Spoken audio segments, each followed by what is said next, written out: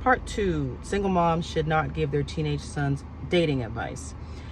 Wrong. Dating advice is not always verbal. Sometimes it's action-based. If I know that my son is watching me and listening to me as I go about my day-to-day living, that's advice. How I carry myself, when I just go run an errand, when I am talking to other people, he's watching, he's listening. So I don't have to be all dolled up and glammed up every day, but I do need to look nice if I want my son to attract a certain type of woman, okay? To each his own, okay? All of our sons are gonna have different types. They may bring home the exact opposite of what we are. But as far as integrity and just what I would want my son to have as far as a caliber of women that is gonna be a good fit to him, that's going to bring value to his life, then I need to be that. I don't need to always tell him, son, this is what you need to do, this is what you need to be looking for, this is what you, why don't I display that? And that's advice. Why don't I live that? Why don't I talk that way? How I speak, how I spend money. And so how I carry myself is advice. When he does start to step out and start choosing women, he's going to reflect, whether he wants to or not, subconsciously on the women that he's been around. And that's been me, his sister, and mostly me. He's going to reflect like, I want a woman like that.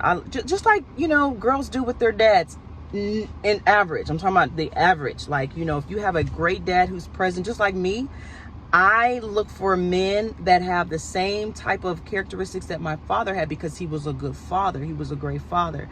He was a provider, and he took care of us, not just financially, like he cared about me and my kids. So that's what I'm going to look for when I'm looking at men. And so I want my son to do the same thing, that he's going to see a woman who takes care of herself, who looks good, who's clean, who's hygienic, who's always talking about, okay, son, did you brush, did you floss, did you clean the back of your neck, just stuff like that, right? He's going to be looking for a woman who's clean, a woman who takes care of herself and takes pride in how she looks, even when she's stepping out just to go run an errand, okay? This is not the bonnet conversation, but I'm just saying, when mom steps out, whether she's taking me to work, whether she's going on a date, because he's seen me.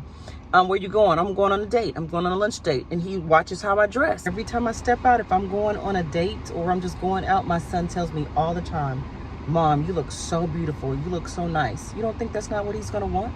He'll ask me, where am I going? Did I have a good time when I get back? I really like the curly hair that you wore, or I really like your locks, Mom. They look so beautiful. So he's paying attention and he's watching. He's not going to want somebody that just look any old kind of way. That's just the truth. He's going to subconsciously look for women, you know, because I know my son, that are like my mom. And if you don't look like my mom, and my baby is not a mama's boy, I'm gonna tell you that right now. He has his own mind, his own thoughts. If he doesn't agree with something that I believe and I think, he will make it known to any and everybody. So that's one thing about him. He's not a mama's boy, and I'm gonna let him do him. But again, advice is not always verbal. Conversations.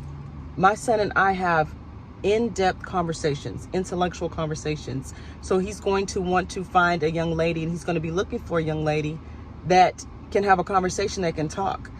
We sat out the other day in the sun in the backyard, and we just had a long conversation, and we have them a lot. And I will tell you again, he's not a mama's boy, because sometimes we don't agree. We do not agree on certain things, and we'll talk it out. We'll speak about it. We'll share our side. And so he's going to want someone who is intellectual, who can meet him, you know, at that standard, who's going to have the ability to carry a conversation. So we can give advice. Not all the time does it have to be verbal. It could be in our actions and how we present ourselves. Just, we are a product of our environment. So that's what he's going to naturally look for as he, you know, grows. Of course, people change. People have their own, you know, desires and what they want. But I'm talking about as a baseline, we are a product of our environment. And so he's going to want a woman that looks like, that talks like, and that acts like the women that he's around. And I've talked to his sister about that too. It's like, you know, your brother is around us. Present yourself in a way that, you know, if he brings somebody home, that she's of our caliber. That's just the truth. The point is, this applies to whoever it applies to, that as a single mother, your advice could be how you dress, how you carry yourself, how you speak, how you hold conversations, or the lack thereof in all these areas. That could be advice. And sometimes how you are as a single mom could be advice to your son, to where he says, ugh, I do not want a woman like that. If you're the type of mom, single mom, that's, you know, and he may want to pick the exact opposite.